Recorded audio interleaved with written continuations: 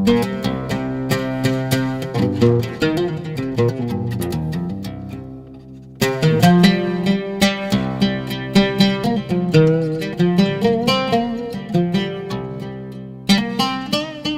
my name is Todd Bennett, and I'm coming to you during the Feast of Unleavened Bread, known as Hag HaMatzah in Hebrew.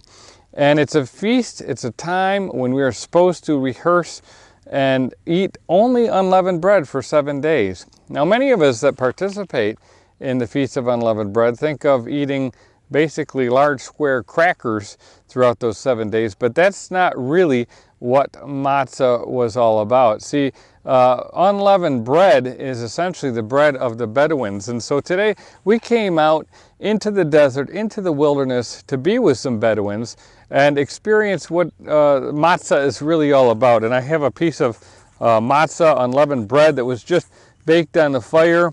And it's soft now because it's still a little warm.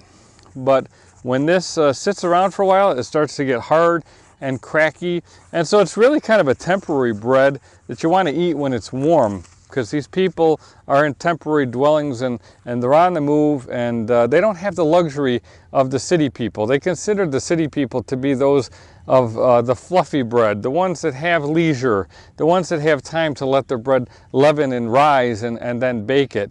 And they take pride in the Bedouin bread that's baked in the gray ashes.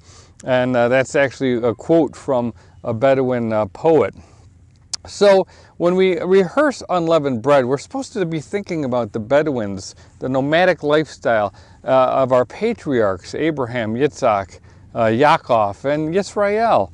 And even Yeshua, we know, spent 40 days in the wilderness. And so we start out our feast cycle after we have our Passover meal, and then we eat unleavened bread at that Passover meal. And then we follow that with 7 days of the Feast of Unleavened Bread, and we eat unleavened bread. And the cycle continues then through Shavuot, and it ends at Sukkot. And of course, the people that are baking this bread, they live in sukkahs. The Bedouins in this whole area, they live in temporary dwellings, tents, sometimes modest structures with some temporary walls and such. Sukkahs. So we start our feastly cycle with unleavened bread, the food of the Bedouins.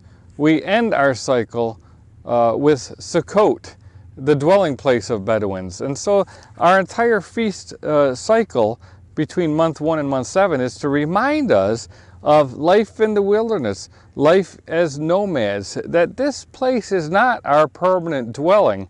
We're only here temporarily, so we shouldn't be investing our time and our energy and our money and our resources into building permanent dwellings and kingdoms here on earth, because our kingdom is in the kingdom of Elohim. And of course, the feasts conclude with the 8th day celebration. After Sukkot is over, after we've dwelled in temporary structures for 7 days, it then leads to the 8th day, Shemini Atzeret, where we then look to moving out of those temporary dwellings and moving back into the garden. That 8th day represents new beginnings, a restoration. And so we should be living as Bedouins, as nomads on this planet, until that 8th day when we can finally enter in the gates of the New Jerusalem. So I leave you with that thought that when you rehearse these cycles that we go through every year, the Moadim, the appointed times, think about the fact that Yah has encapsulated them with an emphasis on nomadic lifestyle. So we need to keep that in mind and be looking for a greater fulfillment through the 8th day when we enter into His kingdom. So until next time, from the wilderness, this is Todd Bennett. Shalom.